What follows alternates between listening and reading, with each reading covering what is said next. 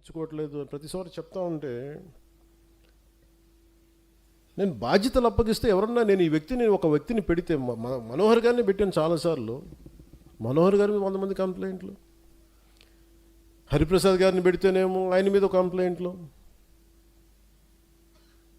ఆయన ఒక పెద్ద ప్రముఖ దినపత్రికలో పనిచేసి రిటైర్డ్ అయిన వ్యక్తి. ఆయనకి నాకు ఆయన అవసరం ఉంది కానీ ఆయనకి నా అవసరం లేదు. వాళ్ళందరూ ఇష్టపడి వచ్చారు నాకైతే చేయడానికి. ఇలాంటి వాళ్ళందరినీ కూర్చోబెట్టి మన వాళ్ళే ఇట్లా మాట్లాడుతూ ఉంటే నేనేమనుకున్నానంటే, దీనికి ఫర్ ఎగ్జాంపుల్ ఒక పార్టీ నడపాలి అంటే ఒక మిలిటరీ యూనిట్ నడిపినట్టు డిసిప్లిన్ కావాలి. అలాగే మనం డిసిప్లిన్ ఉంటే తప్ప అలయన్స్లో మనకి బలం రాదు, గుర్తుపెట్టుకోండి. అలయన్స్ కూడా దేనికైనా ఉంటుంది. నేను చెప్పాను కదా, దీనికి సమయం ఉంటుంది.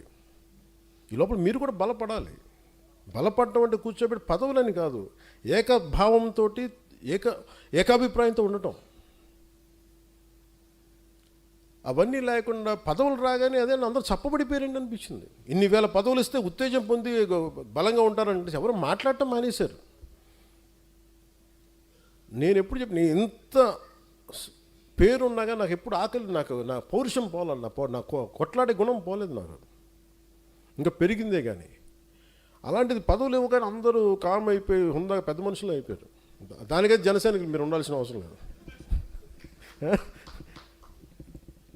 అంటే నాకు ఏం గుర్తొస్తుంటే, ఒక ఆడబిడ్డ తన చిన్న ఒక 4 ఏళ్ల బిడ్డని చంకనేసుకొని అర్ధరాత్రి పూట జనసేన జెండా పట్టుకుంటే అమ్మాయికి హోటల్ పై నుంచి చూస్తుంటే ఆడబిడ్డని, ఆడతల్లిని, వాళ్ళు కదా నా బలం అనిపించింది.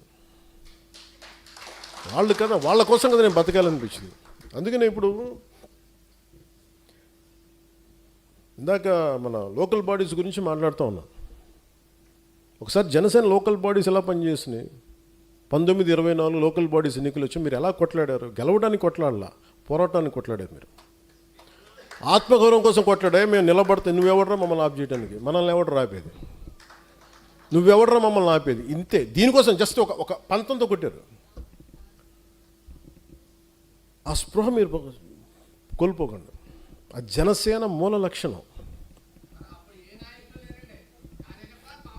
కూర్చోండి కూర్చోండి కూర్చోండి.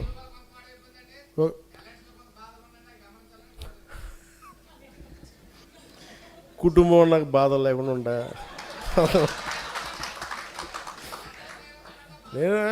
నేను నవ్వుతున్నాను కానీ నాకు బాధ లేదని కదా, గుర్తుపెట్టి. కుటుంబం నడపాలి కదా. కుటుంబం నడపడం రాష్ట్రాన్ని నడపటం కదా, 5 కోట్ల మంది ప్రజలు నడపటం కదా, 5 కోట్ల మంది తాలూకు ఆకాంక్షల్ని ముందుకు తీసుకెళ్ళటం కదా. గొడవ పెట్టుకోవడం ఎంతసేపు? నేను మీకు మంగళగిరిలో మా జనసేన వాళ్ళు ఏం చేయరు కదా, మా పిఠాపురంలో మీరు ఎందుకు చేస్తారని మీరు అంటారు. ఉంటాయండి. దాని మీద గొడవలు పెట్టేసుకుంటామంటే అది రైట్ కాదు కదా. మనం ఈరోజు నిలబడింది 5 కోట్ల మంది ప్రజలు కదా. మీరు ఏదో చేస్తారని కదా, మీరు అందరూ కలిపి ఏదో మాకు ఒక సరైన ఒక అభివృద్ధి ఇస్తారని కదా వాళ్ళు కదా నమ్మింది. నేను ఏదైనా అలయన్స్ కోసం నేను ఏదైనా కొన్నిసార్లు అటు ఇటు సర్దుకుంటానంటే మీరు గుర్తుపెట్టుకుని, it's not about one political party. Telugu Desam గురించి కాదు, 5 కోట్ల మంది ప్రజల కోసం కొన్నిసార్లు నేను భరిస్తాను, గుర్తుపెట్టుకుని.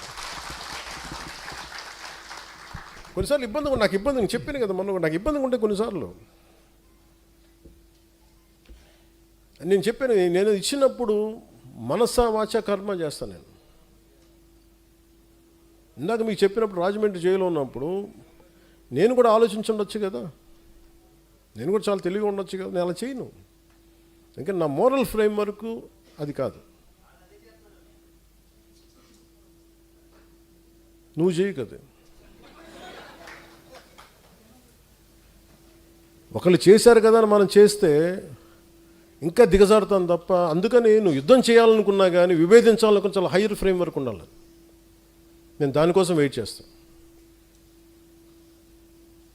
అది ఏమైపోద్దంటే అది హుందాయిన గొడవ ఇవ్వదు, చాలా చండాలమైన గొడవ ఇస్తాయి. మనం గొడవ ఎప్పుడు పెట్టుకోవాలంటే మనల్ని పెరిగేంత గొడవ ఉండాలి. నువ్వు గొడవ పెట్టుకుంటే ఎలా ఉండాలంటే ఆ గొడవ నేను పెంచాలి, తగ్గించకూడదు, గుర్తుపెట్టుకో. అందరికి సెన్సిబుల్గా ఉండాలి గొడవ. నీకు నచ్చో నాకు నచ్చే కాదు, ప్రతి ఒక్కరికి అది చాలా పద్ధతిగా ఉంది, కరెక్ట్గా ఉంది. అది వాళ్ళు మనం మద్దతు తెలపాలి. ఒక వ్యక్తి చేసిన తప్పుని ఆ వ్యవస్థ మీద పెట్టలేం. అది ఒక క్రిటికల్ మాస్కి రీచ్ అయిపోయింది, అప్పుడు చూద్దాం. అలాంటి మీరు చెప్పే కొన్ని ఇబ్బందులు ఇవన్నీ కూడా ఇంకా క్రిటికల్ మాస్కి రీచ్ అవ్వలేదు. అవి రీచ్ అవ్వకూడదని నేను కోరుకుంటున్నాను.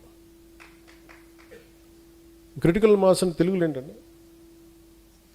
ఒక తారస్థాయి. తారస్థాయి కంటే కూడా ఇంకో మంచి పదం మర్చిపోయాను. అంటే దాన్ని ప్రభావితం ఇంకా ఇంకా ఇంకా తప్పించుకోలేము, ఇంక ఎదిరించక తప్పదు. అట్లా ఆ స్థాయికి లేవు, ఉన్నాయి. దాన్ని కరెక్ట్ చేసుకోవాలి, ఎప్పటికప్పుడు కరెక్ట్ చేసుకోవాలి, తప్పదు. ఇవన్నీ ఉంటాయి. ఎందుకంటే ముందు ఇంకొకళ్ళు అనబోయే ముందు మీ జనసేనలో మీరు ఏకాభిప్రాయంతో ఉన్నారా? ఇంకో పార్టీని అనబోయే ముందు, ఒక అలయన్స్ పార్టీతో మీరు అనబోయే ముందు, జనసేనలో ఉన్న నాకు పదవి రాకపోయినా నీకు పదవి వచ్చింది కదా, అందుకు నేను సంతోషపడతాను అనుకునే వాళ్ళు మనల్ని ఎంతమంది ఉన్నారు? అవి లేనప్పుడు మనం ఇంకొకరి నుంచి ఏం ఆశిస్తాం? ముందు మన బంగారం మంచిది అయితే, ముందు మనోడు ఎదిగితే నేను ఎదిగినట్టే అని అనుకున్న సహృదయతం అనుకుంటే అప్పుడు బలం వస్తుంది, మనకి హ్యాండిల్ చేయగలం. బాబు కూర్చోము, మనకు అప్పుడు సహృదయ మనకు అప్పుడు బలం వస్తుంది. అందుకే మీరు దీన్ని దృష్టిలో పెట్టుకోండి. లోకల్ బాడీస్కి ప్రిపేర్ అవ్వండి. ఎక్కడ మనం గెలవగలమో మీరు అన్ని పరీక్ష చూసుకోండి, అన్నీ పరిశీలించండి. ఇది ఖచ్చితంగా మనం గెలవగలం అంటే ఆ విధానాన్ని నేను ఒక కమిటీ పెడతాను, ఆ కమిటీకి మీరు నివేదించండి. నేను ప్రత్యక్షంగా నేను చూస్తాను. అలాగే ఇప్పుడు ఇందాక ఒంగోలు ప్రకాశం జిల్లా ఉంది, కొన్ని జిల్లాలు ఉన్నాయి. తమిళనాడు చూడండి, అందరూ ఏకాభిప్రాయంతో ఉంటారు. ఒక ద్రావిడ భావన అంటే మా అందరికీ ద్రావిడ భావన ఉంటుంది. ఆంధ్రప్రదేశ్లో మటుకు ఒక్కొక్క జిల్లాకి ఒక విచిత్రమైన అలవాటు ఉండదు. జనసేన ఉండే గోదావరి జిల్లాలకు ఒక క్యారెక్టర్ ఉంటే, రాజమండ్రి ఒక కోనసీమకి వెళ్తే ఇంకొక క్యారెక్టర్ వస్తాడు. ఇదే జనసేన. మళ్ళీ విజయవాడకి వెళ్ళగానే ఇంకోలా బిహేవ్ చేస్తారు. మళ్ళీ అందరూ ఒకటే. ప్రకాశంకి వెళ్తే ఇంకొకలాగా. వీళ్ళందరినీ కూర్చొని చేసేటప్పుడు ఇంకోటి చేస్తుంటారు. మళ్ళీ ఇక్కడ వెళ్తే మీరు చేసి ఇక్కడ అంటే ఇంక నాకేమనిపించిందంటే, అందరినీ ఏకతాటిపైన తీసుకురావటం, ఏకాభిప్రాయం తీసుకురావటం చాలా చాలా అవసరం. ఇప్పుడు దాకా నేను ఎన్ఫోర్స్ చేయలే. అందుకే మొట్టమొదటిసారి ఇప్పుడు దాకా నేను ఇన్ని సంవత్సరాల కాలం